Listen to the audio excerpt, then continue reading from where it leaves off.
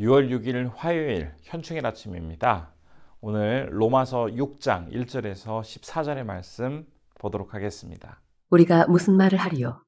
은혜를 더하게 하려고 죄에 거하겠느냐? 그럴 수 없느니라. 죄에 대하여 죽은 우리가 어찌 그 가운데 더 살리요? 무릇 그리스도 예수와 합하여 세례를 받은 우리는 그의 죽으심과 합하여 세례를 받은 줄을 알지 못하느냐?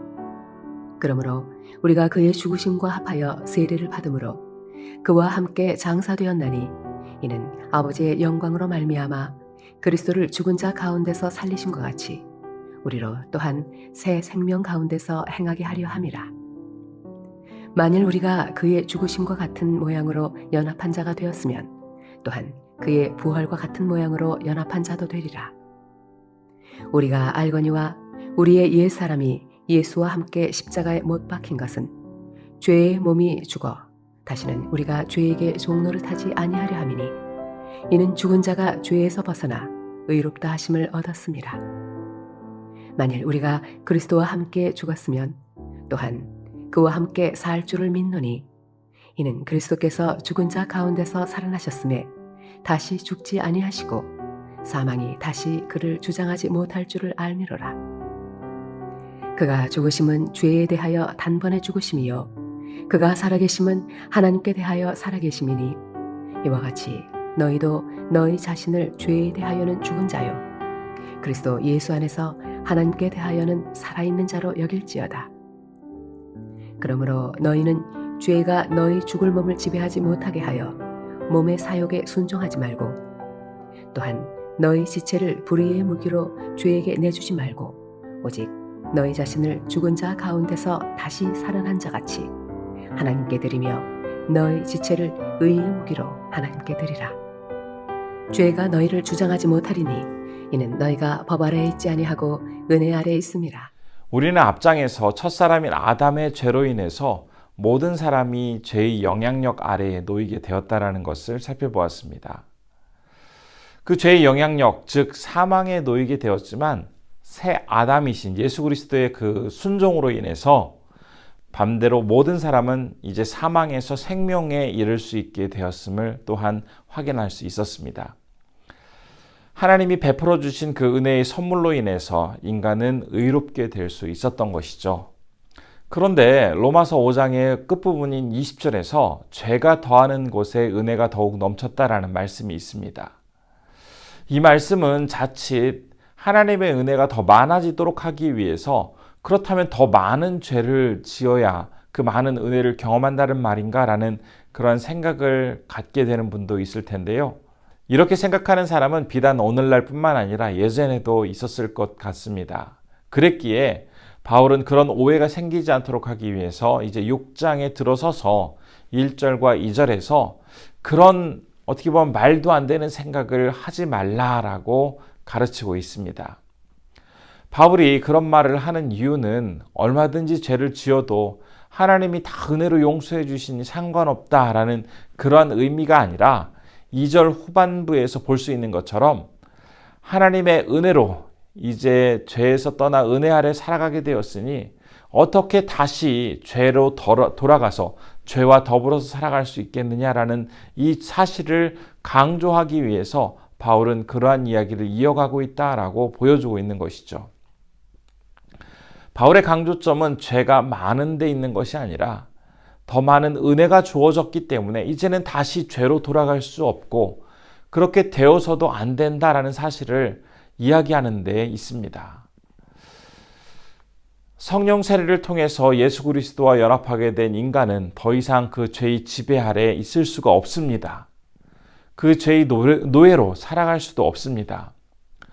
죄인에서 의인으로 그 신분이 변한 인간이기에 이제는 새로운 삶을 살아가도록 해야 할 것입니다. 새로운 삶, 새로운 모습은 예수님과 함께 죄의 몸이 죽고 죽음을 이기고 부활하셔서 이제 잠자는 자들의 첫 열매가 되신 것처럼 그 부활의 소망을 가지고 살아가는 것을 의미합니다. 인간이 전과는 완전히 다른 새로운 삶을 살아갈 수 있게 된 그 이유를 10절이 분명히 밝히고 있는데요. 그 10절의 말씀처럼 주님께서 단번에 죽으셨기 때문에 이제는 인간이 새로운 삶을 살아갈 수가 있겠습니다. 여기서 단번에 죽으셨다라는 이 단번이라는 뜻은 한 번 죽으셨다라는 뜻도 되겠지만 보다 더 정확하게 그 뜻을 본다면 바로 완벽하게 죽으셨기 때문에 인간이 져야 할 모든 죄값을 다 온전하게 해결해 주셨다라는 그러한 뜻입니다. 주님께서 이렇게 온전하게 다 모든 것을 해결해 주셨으니 더 이상 죄의 굴레 아래서 과거의 행동이라든지 습관, 그러한 모습을 반복적으로 저지르지 말고 이제는 담대하게 새로운 모습으로 나아가야 한다라고 이야기하고 있습니다. 바울은 그러면서 이제 새로운 모습이 어떠해야 하는지 12절과 13절에서 이렇게 소개를 하고 있는데요. 제가 한번 읽어보겠습니다. 그러므로 너희는 죄가 너희의 죽을 몸을 지배하지 못하게 하여 몸의 사욕에 순종하지 말고 또한 너희 지체를 불의의 무기로 죄에 내어주지 말고 오직 너희 자신을 죽은 자 가운데서 다시 살아난 자같이 하나님께 드리며 너희 지체를 의의 무기로 하나님께 드리라. 새롭게 변화된 인간의 모습, 그 모습이 어떠해야 하는지 이렇게 이야기를 하고 있는데요. 바로 한 가지는 몸의 사욕에 순종하지 말아야 한다라는 이 사실, 그러면서 이것을 더 발전시켜서 지체를 의의 무기로 하나님께 드려야 한다라고 말을 하고 있습니다. 비록 우리의 육체가 나중에는 흙으로 돌아가는 아주 유한한 존재이고 연약한 존재이지만 이 땅을 살아가는 동안에 결코 이 육체를 함부로 죄에 노출시키지 말라라고 경고를 하고 있습니다. 그러면서 인간의 그 눈, 코, 귀, 입, 손과 발이 어떤 욕구를 충족시키기 위해서 그 수단으로 내어주어서는 절대로 안 된다라고 이야기를 하고 있는 것을 우리는 확인해 볼 수가 있겠습니다. 예수님과 연합한 사람이 기억해야 할 주의사항이 있습니다. 그것은 바로 내 몸을 자극적인 욕구를 충족하는 그 수단으로 삼지 말아야 한다는 것이겠습니다.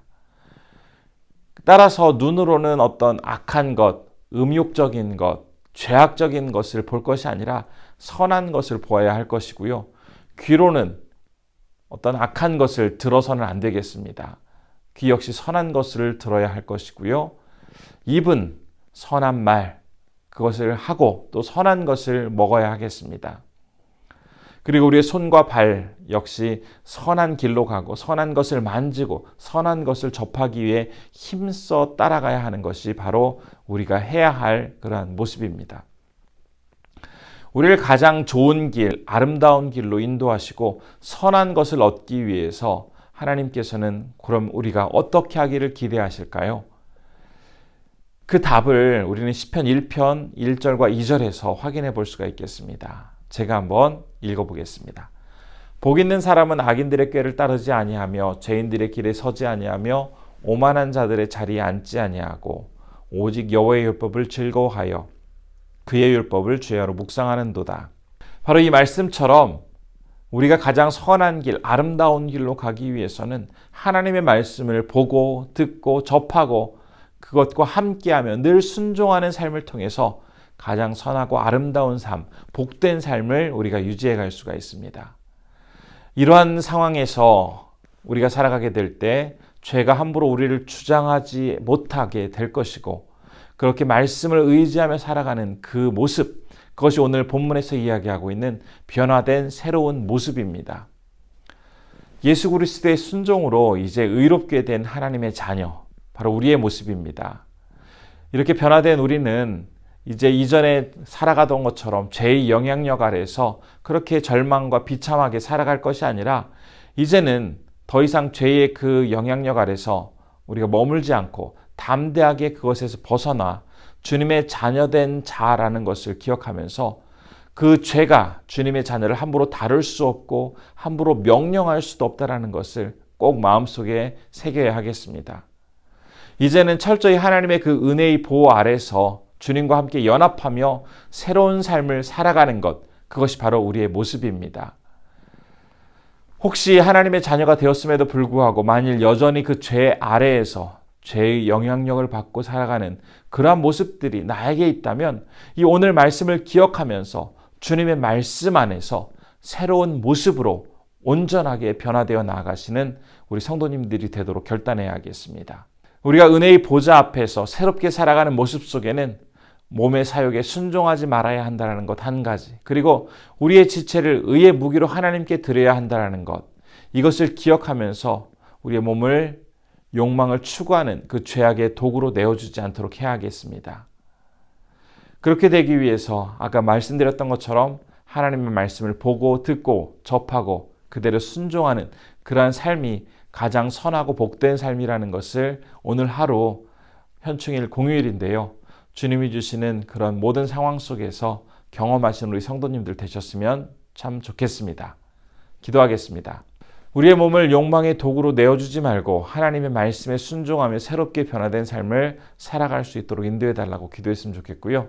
두 번째로는 니제리의 손영희 선교사님 건강과 상황을 지켜주시고 사역을 잘 감당하기에 어려움이 없도록 인도해달라고 기도했으면 좋겠습니다. 기도하겠습니다.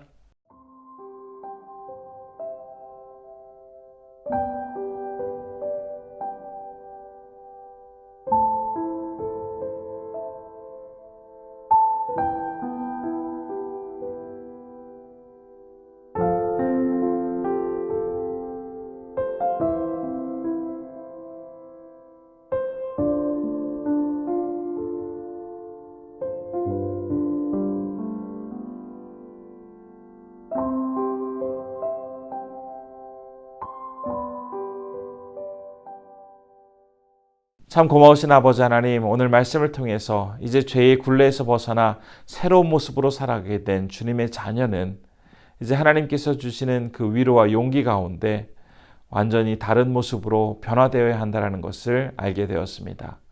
우리의 몸을 욕구를 충족시키는 그러한 죄악의 도구로 사용할 것이 아니라 하나님의 말씀 아래에서 온전히 주님과 함께하며 모든 것들을 내어드릴 수 있도록 우리를 더욱더 주님 앞에 헌신할 수 있는 그런 용기와 지혜를 허락하여 주옵소서.